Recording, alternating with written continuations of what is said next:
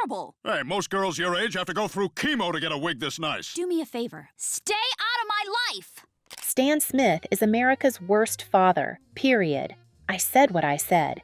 This man has tranquilized his own daughter, erased his wife's memories, and somehow still convinced us he's the hero of his own story. But here's the thing. There's actually a reason Stan is such a disaster, and it all comes down to one word: daddy issues. If you think you know Stan Smith, trust me, you don't. So let's break down exactly how a kid from Massachusetts became the CIA's most incompetent agent and America's most problematic dad. Dad, are you insane? You can't just abduct me like that! Hey, don't you use that word in this house. I liberated you. And maybe next time you'll think twice before dating the wrong guy. Look, I get it. On the surface, Stan seems like just another dumb animated dad. But the writers of American Dad have spent 20 seasons crafting a backstory that makes Stan's insanity not just understandable, but inevitable. Every single one of his neuroses, every controlling behavior, every patriotic outburst, it all traces back to his childhood. And when you see the full picture, you'll realize that Stan Smith isn't just a character, he's a case study in how trauma gets passed down through generations.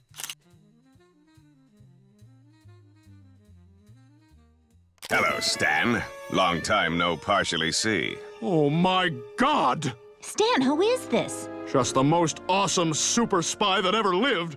Francine, kids, meet Jack Smith, my real dad. Let's start at the beginning. Stan's relationship with his father, Jack Smith. And by relationship, I mean complete abandonment. Jack wasn't just absent. He was professionally absent. Throughout Stan's childhood, Jack would disappear for years at a time. And get this, he told everyone he was on secret government missions. Heroic stuff, right? Wrong. Turns out Jack was just a fence for stolen goods who couldn't handle being a dad, so he made up elaborate lies to justify abandoning his family. Sorry, gang, but for the last 4 decades, I've been hip-deep in the blood of America's enemies. I can't believe you chose a life of crime over the most precious jewel of all, a son's love. Can you imagine being a kid and hero-worshipping your dad, only to find out everything was a lie? That level of betrayal doesn't just hurt, it shapes you.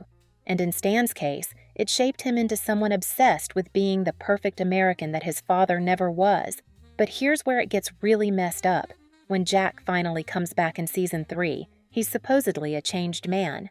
Born-again Christian, new wife, the whole deal. Does he apologize to Stan? Does he show any remorse for screwing up his son's entire childhood? Nope. He basically tells Stan to get over it. That episode where Stan desperately tries to bond with his dad, it's painful to watch. Stan's a grown man, literally begging for his father's approval, and Jack can't even pretend to care. Are you here to tuck me in? Get an imaginary friend to tuck you in. It's Quaalude time, people! It's no wonder Stan became such a control freak with his own family. He's terrified of being the same failure his father was.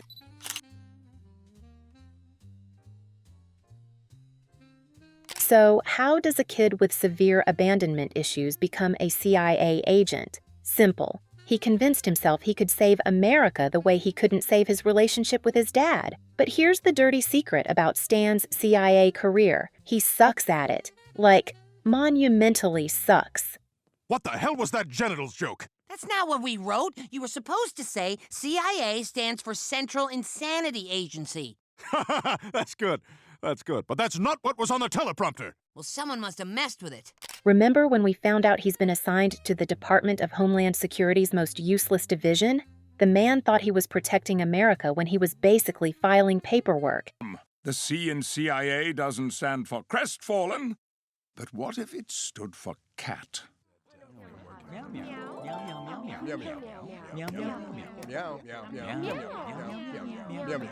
And it's not just that one time. Stan consistently fails at every major assignment. He's been demoted, transferred, put on probation, and temporarily fired more times than I can count. Sir, am I getting fired? I wouldn't say that. I'd say sacked. Yet he clings to his CIA identity like it's a life preserver. You want to know why Stan is so patriotic? It's not because he understands political theory or constitutional law. He loves America because it represents everything his father wasn't. Strong, reliable, protective. America became the daddy he never had, and that's why he takes any criticism of America as a personal attack.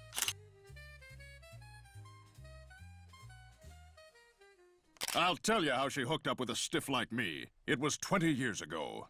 I didn't normally pick up transients, but for her I made an exception.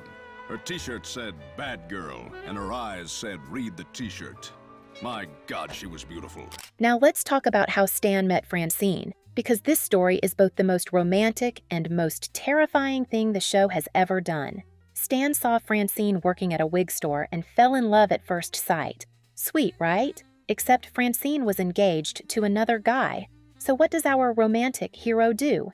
He uses CIA technology to literally erase her memories of her fiancé and implant false memories of dating him instead. Thank God for top-secret CIA technology. Just lose the last 20 hours of her memory. That ought to get me out of the doghouse. Francine? Let that sink in. Stan literally brainwashed the woman he claims to love. And the show frames this as romantic. It's the most Stan Smith thing ever. He loves her so much that he can't conceive of earning her love honestly. Control is love in his twisted worldview. What's crazy is that despite this horrific beginning, Stan and Francine's marriage actually works. Not because it's healthy, God no, but because they're both broken in complementary ways. Francine sees through his garbage but loves him anyway, and Stan needs someone who can handle his chaos.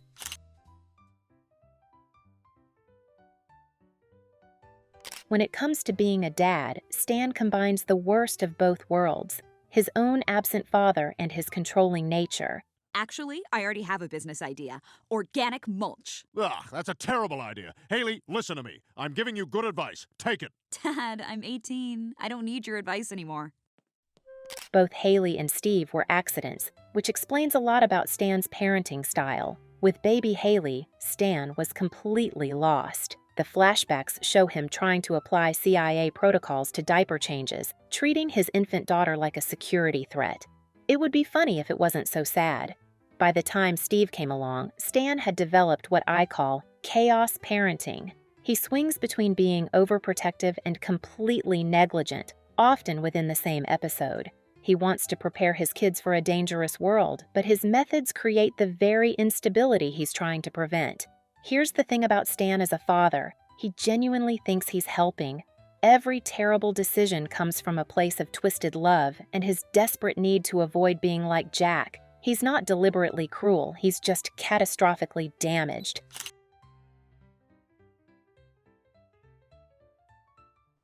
What if I save us all? Then will you tell them the truth? Roger, you saved my family and I'd be honored to redeem your good name. Stan's relationship with Roger is hands down the weirdest dynamic on the show. It started with Stan saving Roger's life and somehow became the most codependent friendship in animation history.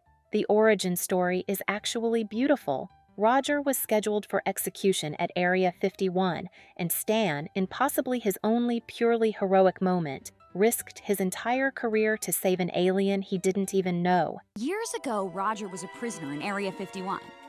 He got loose, and Dad was the one who found him. Guards threw grenades into the room. And Roger saved Dad's life. No hidden agenda, no political motivation, just pure human compassion. But their friendship quickly devolved into this toxic, codependent nightmare. Roger represents everything Stan wishes he could be. Consequence-free, selfish, able to reinvent himself at will. Meanwhile, Stan gives Roger the family structure he secretly craves, but constantly sabotages. They've saved each other's lives multiple times. I knew you were weak, just like your friend here. Weak? This guy's not weak. He's the strongest man I know. He risked everything for me. That takes strength. You see, Chaz, real strength is having power and choosing not to— Ow, my skin! But they also make each other's lives miserable on a daily basis. It's like watching two people enable each other's worst instincts while genuinely caring about each other. It's beautiful and horrible at the same time.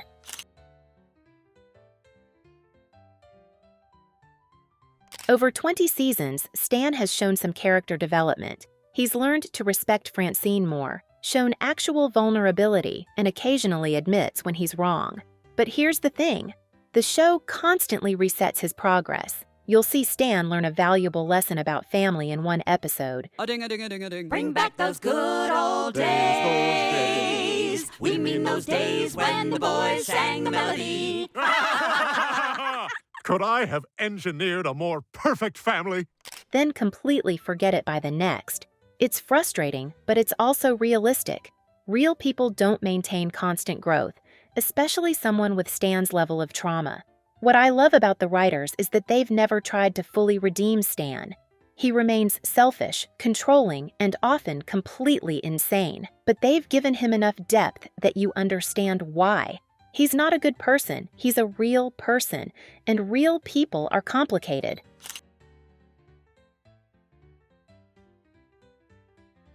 Current Stan is less political than early Stan, but he's way more chaotic. The log cabin delegates trying to get in tonight didn't choose to be gay, but they did choose to be Republicans. Even though, as Republicans, we used bashing them as the backbone of our last presidential election, they're still sticking with us. By God, these people love America as much as they love brunch! The writers have basically given up on making him consistently heroic or villainous and just embraced his role as an agent of pure chaos. He's become this perfect storm of contradictions.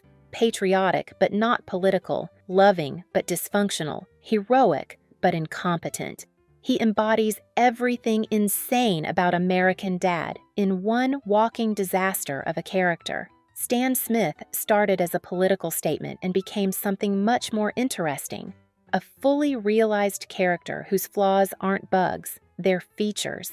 He's terrible at everything that matters, but he never stops trying. And somehow, that makes him weirdly inspiring.